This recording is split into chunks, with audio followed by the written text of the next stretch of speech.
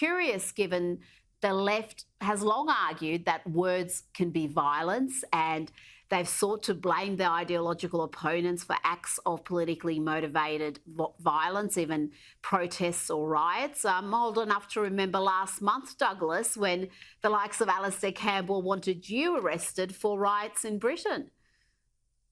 Look, I mean, it's an amazing thing, this. Every side in politics can get overheated. It goes without saying. Everyone, particularly in election season, lobs the biggest attacks they've got on their opponents. And this season is no different from any other to that extent.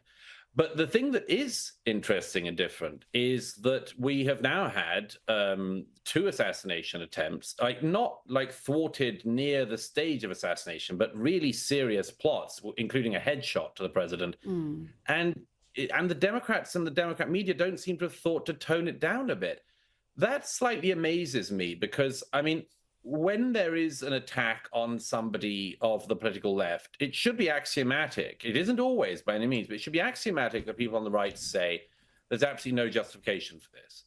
Now, look, some people on the right don't do that, and they laugh about things, and they laugh things off, and so on. But in actual fact, I would like to think that if there had been two attempts on the life of Kamala Harris in the last few weeks, that you would not find what right-wing media there is in America saying, well, she brought it on herself. I mean, that's a quite amazing thing we've seen in recent days in relation to Donald Trump.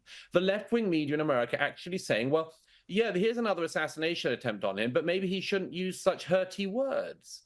And I find that astonishing. I also find it astonishing that people can't understand that if you keep saying that somebody is Hitler, it becomes pretty unviable to think that when somebody tries to kill the person you said was Hitler, that you have to say, well, I think he's Hitler, but I don't think people should kill him.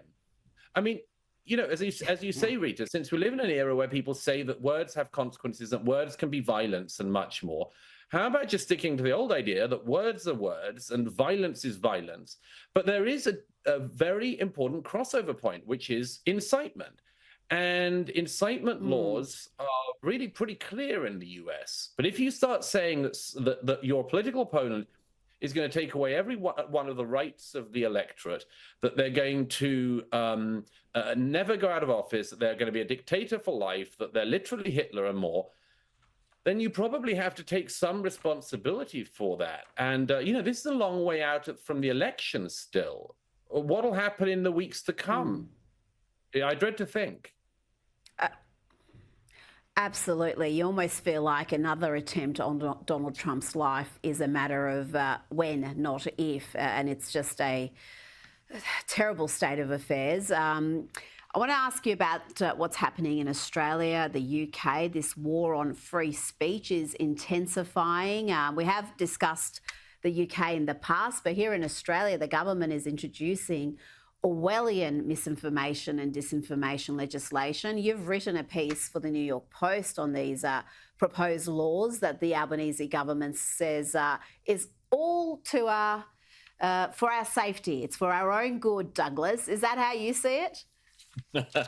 Why didn't they just set up the Committee of the Public Safety like Robespierre and co? It's wonderful when they couch it in this language.